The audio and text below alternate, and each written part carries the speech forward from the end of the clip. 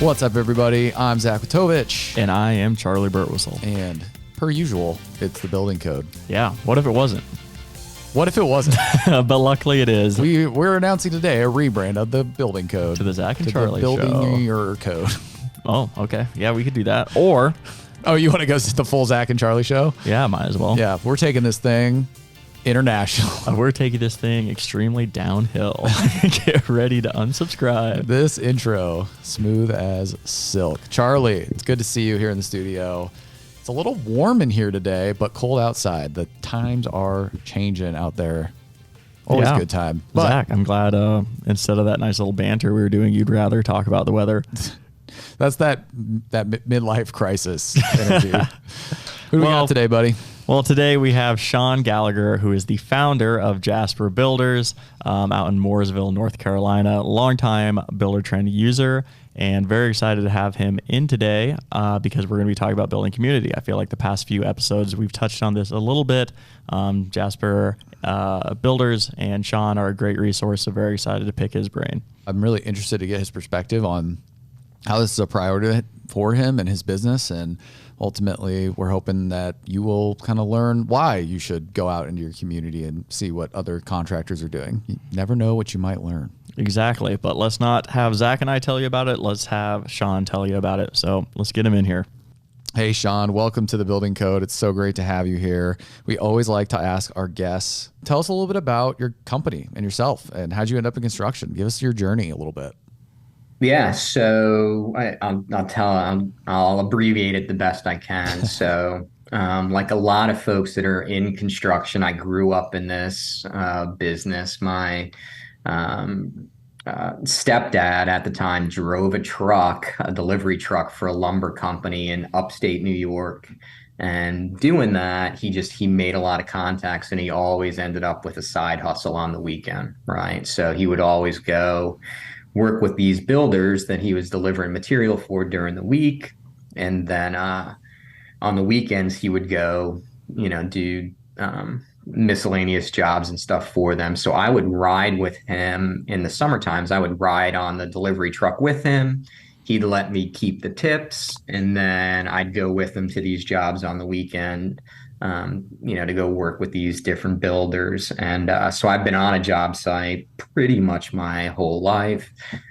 Had a little kitchen renovation business in college, upstate New York, that kind of funded me through that, and left New York saying, I'll never be in the construction industry again. Famous last words. Yeah. Famous last words. Moved down to Charlotte. Got a gig teaching, did that for about 4 years, and then went and worked for a national home builder at the time. Did that for about a year and a half, and then launched Jasper Builders in 1999. So we've been at it for a pretty good bit, have seen a lot of growth in the Charlotte market, which has been pretty exciting. And kind of through the evolution of the company, now I would consider us a boutique builder. We're a smaller company. We'll do, 6 or 8 homes a year, all higher end.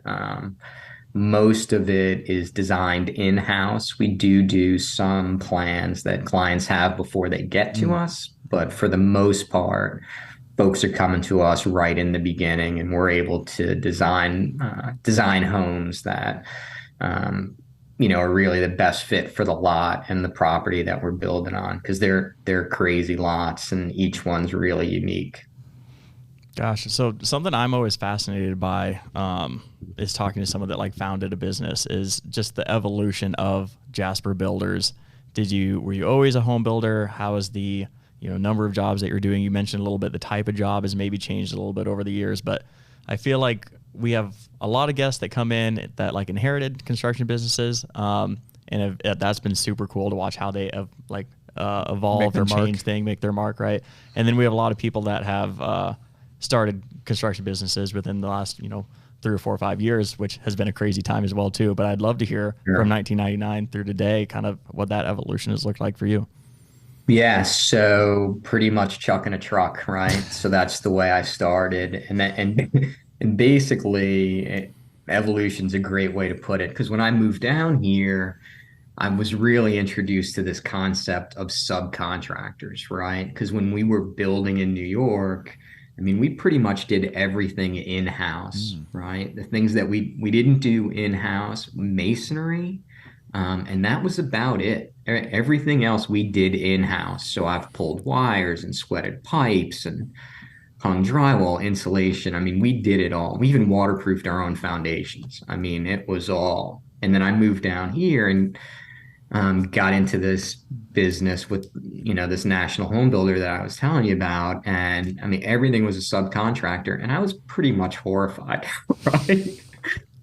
That no one was doing it in-house. Yeah. And then really got myself eventually to the spot of understanding, okay, we're really hiring not jack of all trades, but we're hiring guys that are experts in their particular field and trade. But it took me a while to get there. And then the next piece of that was kind of, I was managing, golly, at the time, probably something like 15 jobs at a time. Wow. For this builder, and they were like, okay, we're going to promote you to warranty manager. It was like, I'm like, yeah, there's zero chance of that. So at that point, I jumped ship and sort of had to create the business from there because I'm a terrible employee. So I got to be self-employed because I'm not great at following direction. Hey, at least you recognize that. You got to play to your strengths, right? That's important. Yeah, that's true. I don't want to distract too long. I'm a former teacher. What did you teach? Did you teach construction? Yeah, so my degree was in physics and math. Hey, that's So what I mine were. actually, yeah, I actually taught high school math and physics. That might explain too. That was something following the rules as the teacher is a real unique place to be when you're kind of a natural rule breaker yourself, like the guys in the back of the class not paying attention. You're like, I remember you. I can empathize with this. Yeah, so the other side of that was kind of crazy because I was like 24, right? And I'm teaching these seniors in high school that are 18 years old. Yeah. So I'm having parent weird. conferences, and these parents are looking at me like I'm their kid. Yeah, it's kind of like being in a movie scene. You're like, wow, it's like I never thought I'd find myself in this situation, but here we are. Yeah, it was pretty comical. Yeah. You ended up you chucked in a truck to boutique build. Was that always your goal, or is that something that as you took on more work and you got more strategic, that's where you wanted to end up being over time? Yeah. So I think the change really started happening when I like started turning into a really big reader, right? So when I was in high school, I read a lot for fun, and then like Dan Brown kind of stuff, right? And then all through college, I was like, zero chance of me reading for fun because I was reading for work basically all the time, and then got away from it for a long time. And then I'll tell you, one of the most significant things on my journey was 1999. I had a neighbor and he handed me a book called Financial Peace by Dave Ramsey. And he's like, I saw this guy speak, and he's like, it's the most significant thing that ever happened to me in my life. And I read that book and really became kind of a business finance junkie from that. So just started doing a lot of reading, started really understanding what it means to own a business and to run a business and to not just manage a project, right? So at that point, really started putting more energy into processes and procedures. And fast forward, golly, I think now I've been with you guys on the Buildertrend for, I don't know, maybe 7 years now, something like that, which again is process. Yeah. So that was the evolution, out of truck in the truck. And then understanding, right? Like you're so limited, right? You can only be in one place doing one thing at a time. And you basically handcuff yourself if you're afraid to grow. That's a great point.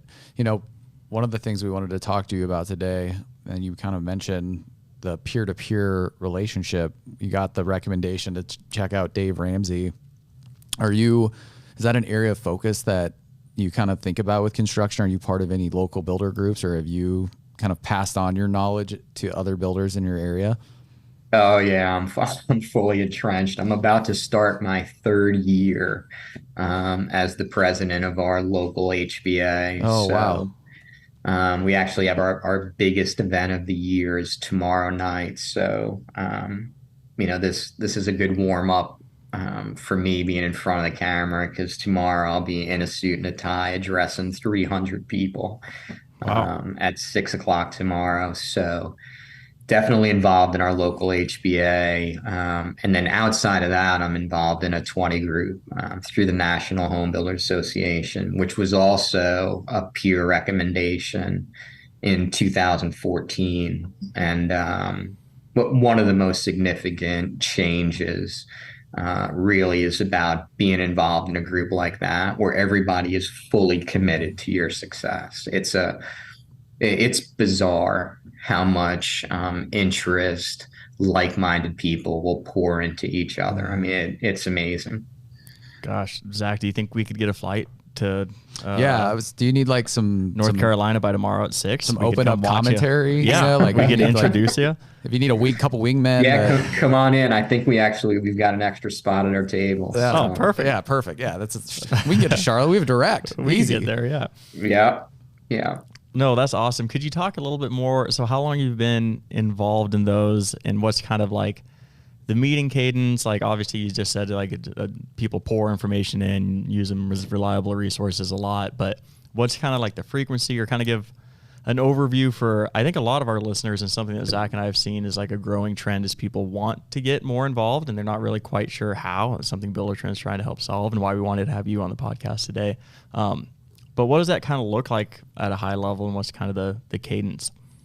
Yeah, so I'll give it to you in twofold, because it's very different, right? So one of the things that I'm trying to do here locally with our HBA is to get everybody to understand that we're all on the same team, right? Like there's plenty of work here to go around, and we're in a competitive market, right? For what we're doing and the sort of product that we build. The market is competitive, but it doesn't have to be cutthroat, right?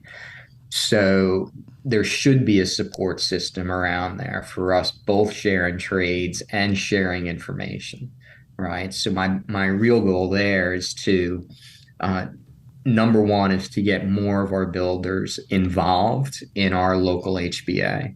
We've got a lot of members. We need more guys that are actually involved and truly understand what the HBA is doing for them from a political standpoint, from a support standpoint. I mean, we were chatting earlier. It was 28 degrees here this morning in North Carolina, which is crazy for us. But we had all the tree huggers in Congress. They're trying to pass an energy bill to move our ceiling insulation to an R64. It's currently R68. The ROI on that is 100 years. It would take you 100 years to make your money back on those energy savings in our climate. Well, our HBA, state HBA, fought it.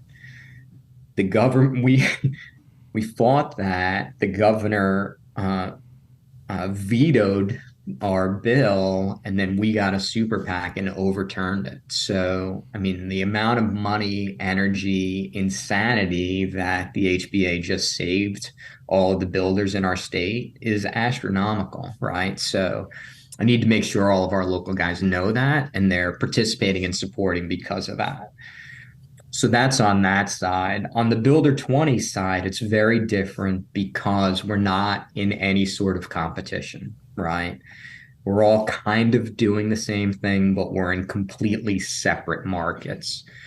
So our meetings are in person twice a year. Our group actually does a monthly Zoom call where we just sort of check in and do 911s, right? Like if somebody's got, hey, I've got this situation happening, whether it's with, a municipality or a client or a trade or whatever, we're all just completely sharing our insights, experiences, all of that. So that's our monthly check-in, and then we meet twice a year at one of the locations of our builders. So we were just up in Chicago with Greenside Design Build in September, and our fall meeting is always about marketing. So we'll spend a couple of days talking about marketing. We'll bring in some experts in that industry, to talk to us about it. And because there's, 18 or 20 companies sharing that expense, we can bring in some pretty high level folks that individually we couldn't do. So that's pretty amazing. And then our spring meetings are always financials, and it's a complete open book. So we basically fillet ourselves open for all of the groups. We bring in an independent to come through, and actually we go through every single company's financials from A to Z over 3 days that we're together. And it's an encouragement, for folks that, are crushing it.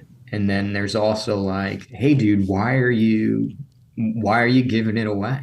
Right? Why are your margins so bad? What's happening, and that sort of thing. Like, we had a guy in our group he's a semi-custom guy, so a little bit different than most of the group. But he had something like 22 contracts that he signed during COVID that he couldn't build for what the contracts were. And it's a great company with a great name. And he's like, I don't know what to do. I can't just walk away from these guys. And we're like, hey, you have got to sit down with these clients. You can't build these houses. You're going to be broke. You're going to be out of business. And we were able to kind of coach him up, all of us collectively, and encourage him. And he went down, he had 24 meetings with the clients, face to face in the office, and just said, hey, here's where we are. We've got to renegotiate, or I've got to let you go. And he had like 22 successes out of those 24. Wow. So, if he was on an island or completely on his own and in that situation, he'd be flipping burgers today. Like, he would not have a construction company.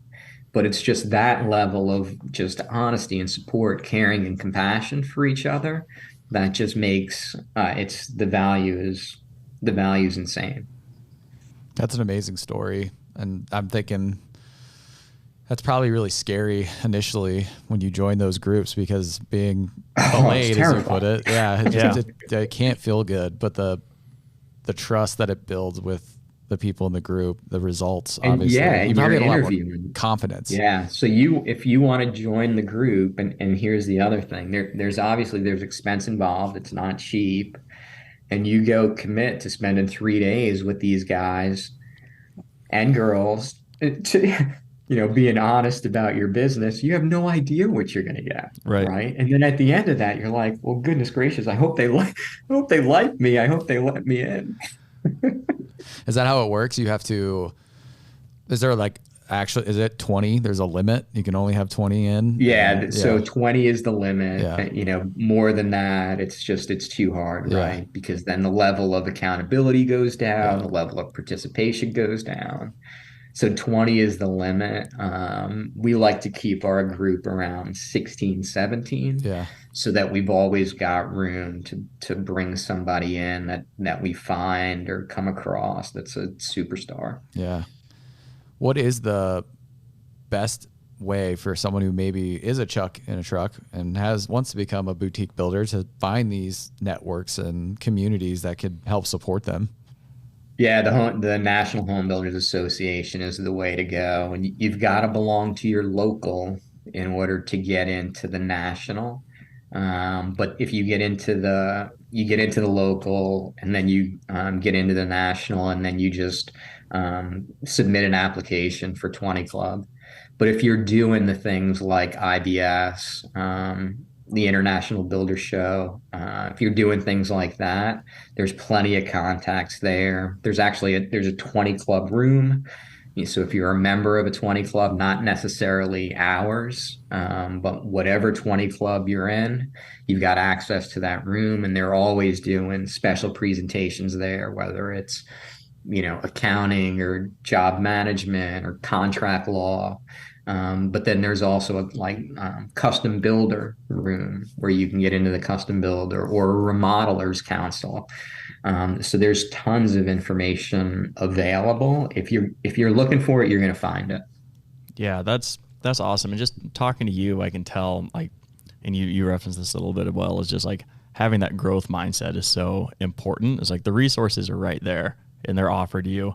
It's just a matter of like being hungry for it and taking advantage of it and admitting that you don't know everything and that no one knows everything, but collectively, everyone knows everything. So that's a super awesome resource. And it's honestly like kind of inspiring just to listening to you, because Zach and I can, take that same sort of mentality to the work that we're doing as well. And it's just cool to see the industry change and shift towards offering more and more of those things. I'd be interested in your perspective of like, how have these communities and builder groups and things like that evolved from when you first started? Like, when did you first kind of get involved? Yeah, so and you guys, this may be an opportunity for you to edit this out. And it won't bother me, but it may bother you, right? So kind of when you get into these things, and I'll take my local HBA, right? So as soon as I got out on my own, I was like, okay, I really got no idea. I got really no idea what I'm doing, right? Like I can build a house, I can put all these pieces together, but navigating building permits and municipalities and local laws, um, employment contracts, insurance, right? All of these things, I have no idea. So I joined the local HBA like very early on.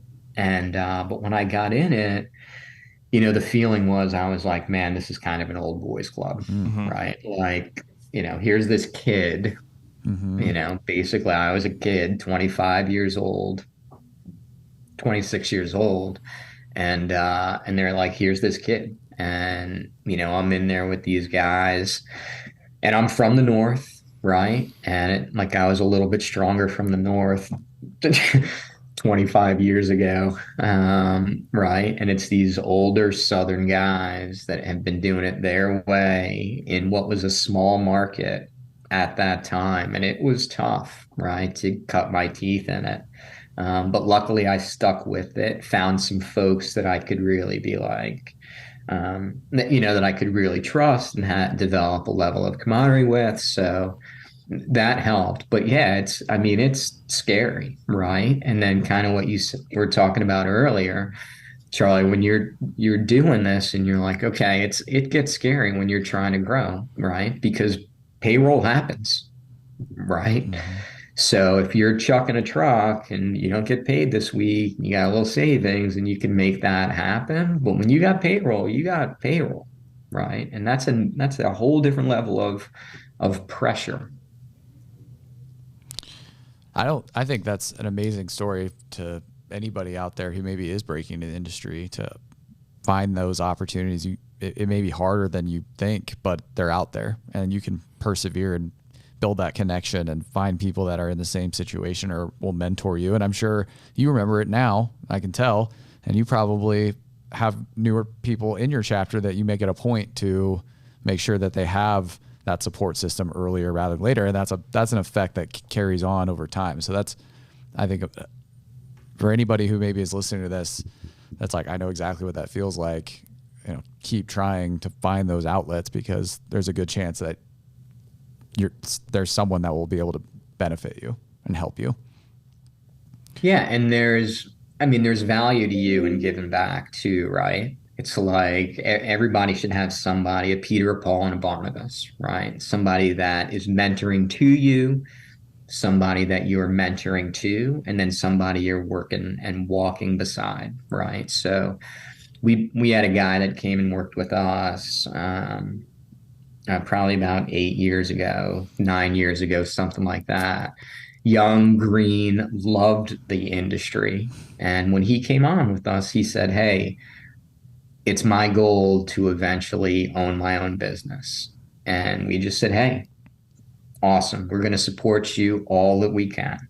We just ask you to be completely transparent with us, no shady stuff, nothing like that. And we supported him completely. We paid for everything that he needed to get his education, to get his builder's license. We held his builder's license for a few years, and then he came in and said, hey, I'm getting ready. And we were like, awesome. Here's kind of your workload. These are when your projects are finishing up, and and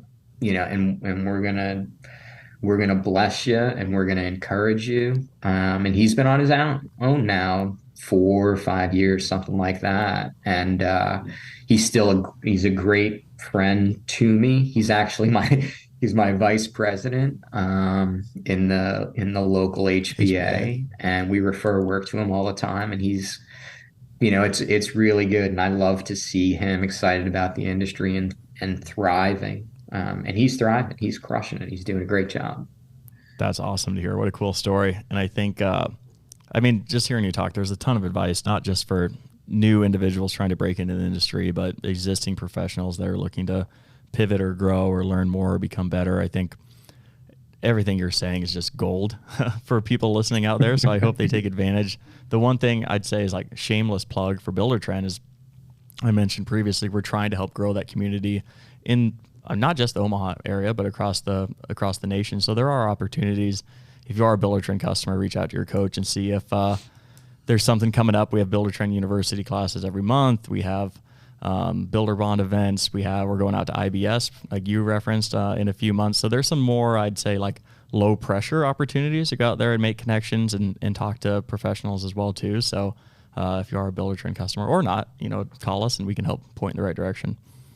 So I'll plug you, right? Because so we had for years in our office, in our conference room, like a giant whiteboard, and all gridded out, clients' names all down the left-hand side, and then blocks of weeks, right? So we would have like 4 weeks blocked out in that calendar, and the calendar was kind of a running, right? So you're in, the second week, you get through that, you erase that column, and then the fifth week becomes the first column, right? So it's like a rolling. And it was so hard for me to give that up. I mean, we took it down. I actually put it in storage because I was not convinced that we weren't going to go back to it. And we took it down and we put this 72-inch television screen up on the wall and hooked Buildertrend up to it. Oh, that's awesome. But that was not an easy thing to do, right? Because you kind of like, okay, my system's not perfect, but it's my system and it works. It works. Yep. Right. So for us to be like, okay, we're making the move, and it's going to be painful, and it's painful. I'm not going to pretend that it's not. It's painful, right? To get in, to make the move, to create all the templates, to code all of your code costs, to match with QuickBooks, and it's painful, but good golly, it's so worth it. And we just had, you guys may or may not know this, but we just had Shelby in here with us 2 or 3 months ago. And like I said, we're using Buildertrend probably, I would say today, 90% of its power. We're not super users, but we're damn close. And we made the investment. Again, that's not cheap, right? But we brought Shelby in. She spent 3 days with us and just helped us clean up some processes and techniques and that sort of thing to make us so much more efficient. But again, it's the same thing, right? You got to slow down, right? We took 3 days out of building houses for learning, right? So getting yourself to that point where you're willing to make that investment, that's also hard too. But again, super useful. And I know that there's other software out there, and you can probably do it with any software out there, but we're in with you guys, and we're really pleased with it. I love it. Yeah, Shelby actually reports to me now, so I'm extremely happy to hear. This is the second time she's gotten a shout out on the building code. So Yeah, so she's trying to get us to come. I think it's called super user, right? yeah, She's like, you got to BTU. come out to our super user program. That's awesome. That's amazing. Sean, we could go for another hour. I got a lot of other hanging questions. So we always like to extend the invite. You're always welcome back. Absolutely. On the building code. Awesome. We really appreciate being here. Yeah, thank you so much for your time and wisdom. This was a great episode. So yeah, just thank you very much.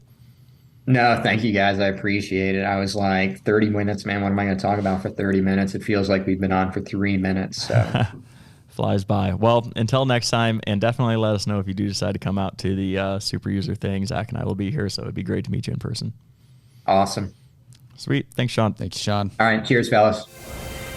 We just had Sean Gallagher of Jasper Homes in here talking a little bit about builder community, and boy, did we hit the treasure trove. Yeah, that was incredible. I'm not even going to wait for you to ask me what I thought. I'm just going to jump in because cutting in, whatever. Yeah, no, I loved it. Sean was incredible. I think it's a recurring theme, kind of coincidentally, that the last few guests that we've had on here have continued to kind of stress the importance of community.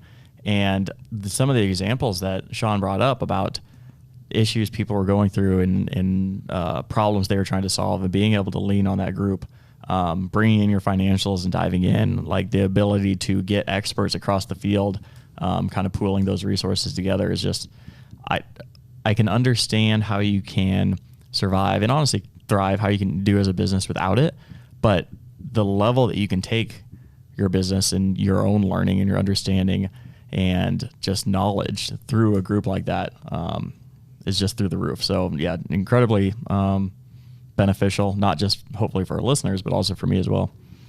Yeah, it's kind of like before we jumped on air today, we were kind of joking about something that we launched that you were like, oh, that's awesome. And I was like, I stole the idea. And Yeah. it's very similar. You just don't know what your blind spots are. And someone out there has probably come up with cool solutions to problems that you're having and can give you a lot of insight in how they addressed it. And he talked about that with his experiences about, having someone whose books were not in a good place and like getting Right. out of that. It's a lot of relief that's tangible just by building a connection with another person who knows what it's like to be in your shoes. So that really stuck with me, and it's really exciting to hear builders share more and more of those experiences. So we'll leave it at that. We'd love to have Sean back on the building code to talk a little about some other things he does, because he's very active in the Charlotte community. So Sean, thank you so much for your time. Listeners, we love you. Thank you so much for liking, subscribing. I'm stealing Charlie's thunder today. That's okay. You're killing it. Yeah, we're just going to end this outro. I'm Zach Witovich. And I'm Charlie Burtwhistle. We'll catch you next time on the building code.